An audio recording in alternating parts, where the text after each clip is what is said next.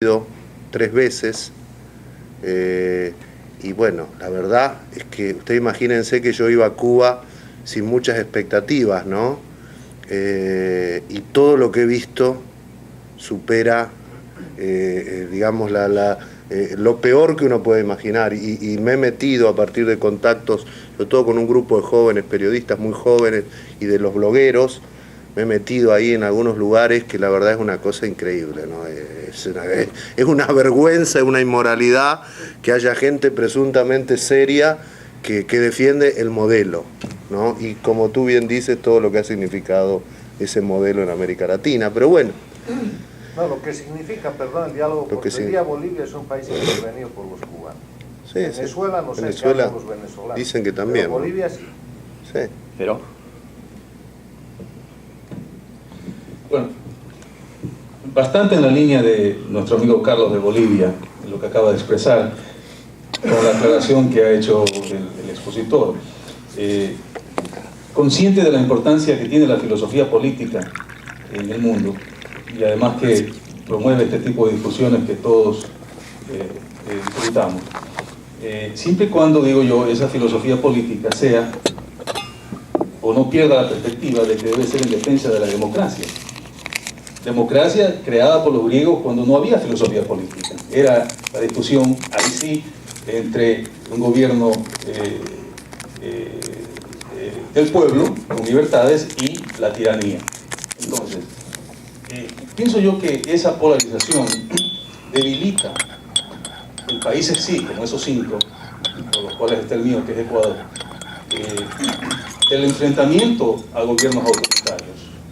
¿Por qué? Porque los sectores de derecha, por ejemplo, en esos países, no quieren ni siquiera sentarse en una mesa a discutir lo que deben discutir para enfrentar a ese gobierno autoritario. Porque el autoritarismo no tiene color, ni tiene camiseta, ni tiene una polaridad.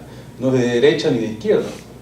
Yo creo que lo que tenemos que enfrentar los demócratas, especialmente en Latinoamérica, es al populismo. Ese es verdaderamente el enemigo de la democracia. Populismo que no tiene ideología. Hay populismo de izquierda y populismo de derecha. Nuestro presidente, por ejemplo, Correa, en el Ecuador se da el lujo de decir, y su plataforma fue simplemente de que tenía que destruir a la partidocracia y que tenía que combatir al imperio. Y hace pocos días vino a recibir un premio en la Universidad de Illinois, en donde habló de democracia como un demócrata. Lo que causó que al día siguiente lo acusaran de tener una incongruencia cognitiva en el Ecuador, porque obviamente no manifiesta en sus hechos lo que él expresa en sus discursos, dependiendo de dónde los dé. Entonces, para terminar, pienso yo que ahí tenemos nosotros, los demócratas y las instituciones, como los think tanks que existen, que concentrar su energía. Sí, pero una cosita nada más, ¿no? Porque a veces me parece que muchos de nosotros integramos esos países, en algunos casos como el tuyo, de manera taxativa, el otro como el argentino, que está ahí, que están los Kirchner, están en la lista de espera para entrar al club de los malos, ¿no?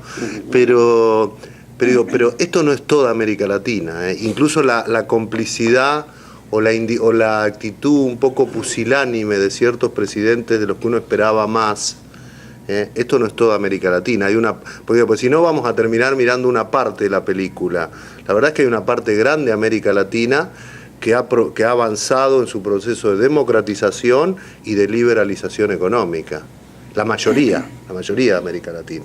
Ahora, que después esos mismos presidentes hayan sido cómplices por acción o omisión de gente como Chávez es otra historia, pero Brasil hoy es un país más democrático y más libre económicamente que hace 10 o 15 años, ni hablar Chile, Uruguay, etcétera, ¿no?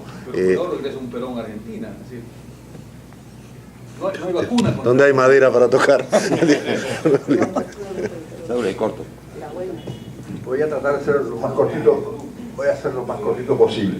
Desde que tengo uso de razón, oigo que América Latina ha estado llena de golpes de Estado, Argentina hasta el último país. Y todos los militares hemos sido catalogados como patanes, asesinos, rateros. Y sin embargo, Cuba mantiene a un señor que le llaman presidente, que no ha tenido elecciones nunca ha ido a la cadena militar, y el mundo le rinde pleitesía a los militares cubanos. Esos no son asesinos, eso han llevado al pueblo cubano a la hambre. ¿Qué pasa? Y tú sabes, los militares de América Latina, cuando uno pregunta qué pasa con los militares de México, qué pasa con los militares de Bolivia, de Venezuela, que no hacen algo. No, porque se les paga. Ahora se les paga. ¿Y a los de Cuba qué pasa? Gracias. Javier. Javier.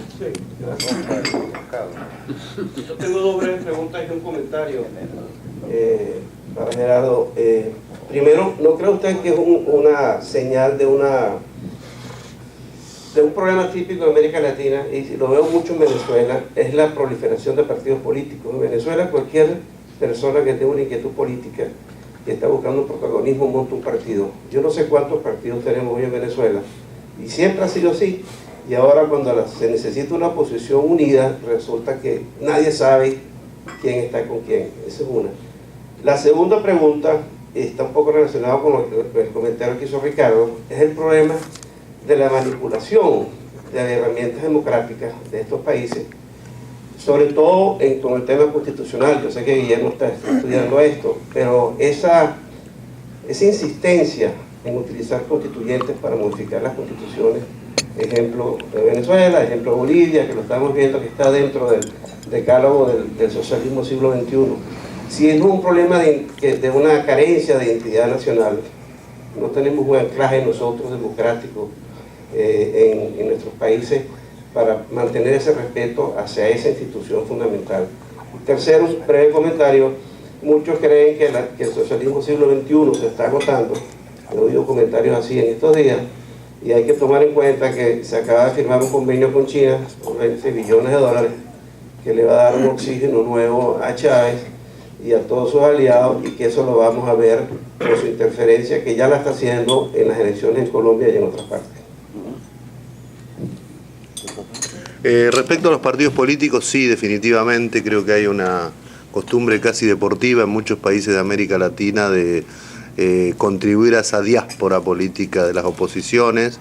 En Venezuela es muy claro, en otros países también. En Argentina el gobierno de Kirchner perdió las elecciones legislativas el año pasado, sacó 31% de los votos, es decir, la oposición sacó el 69%, pero la oposición está dividida en 10 partes, con lo cual el gobierno de Kirchner ha seguido, no digo manejando todo, pero con un poder relativo bastante alto respecto a los votos que sacó, ¿no? Así que eso sí es una pena. Creo que juegan los egos, creo que todos piensan, yo puedo ser el hombre, como esto está dividido, yo pico primero y puedo ser el hombre, y eso no funciona. Y respecto a la utilización de mecanismos de origen democrático para consolidar gobiernos autoritarios, también es cierto. Ahí hay un debate más profundo, que es esto que algunas personas serias y demócratas, yo creo que Sartori fue el que empezó esto, ¿no?, llama las críticas democráticas a las democracias, ¿no? Es decir, está claro que las democracias, sobre todo en ciertos países, no han logrado resolver muchos de los problemas o todos los problemas de los habitantes. Entonces, a partir de eso hay una corriente, yo no soy experto, solamente Guillermo conoce más que yo de esto, hay una corriente que dice, bueno, hay que ver de perfeccionar la democracia, pero es un planteo democrático, digamos. Y hay otra corriente que se toma de eso para, digamos así, atacar los valores esenciales de la democracia. Por cierto, me he enterado, bueno, gracias a Guillermo me he enterado, ¿no?, de que buena parte de este constitucionalismo que se aplica en algunos países de América Latina viene de grupos españoles, ¿no?, de grupos de Valencia y de Cataluña. Es una cosa bastante paradójica, porque ahí juega también lo que creo que decías tú, que hay países desarrollados que la verdad nos ven a nosotros como que nos merecemos esto que tenemos, ¿no? Nos ven que América Latina tiene que tener un Chávez, tiene que tener un Evo Morales. Eso es América Latina, ¿no? Claro. Entonces, en el fondo, que haya grupos en España, por ejemplo, que además es un país muy avanzado en todo eso, ¿no?, dándole ideas, digamos, haciendo usina ideológica para estas cosas, es bien lamentable, pero es lo que ocurre, ¿no? Y sí está claro de que estos gobiernos aprovechan esas críticas a la democracia para tratar de implementar cosas autoritarias. Bien.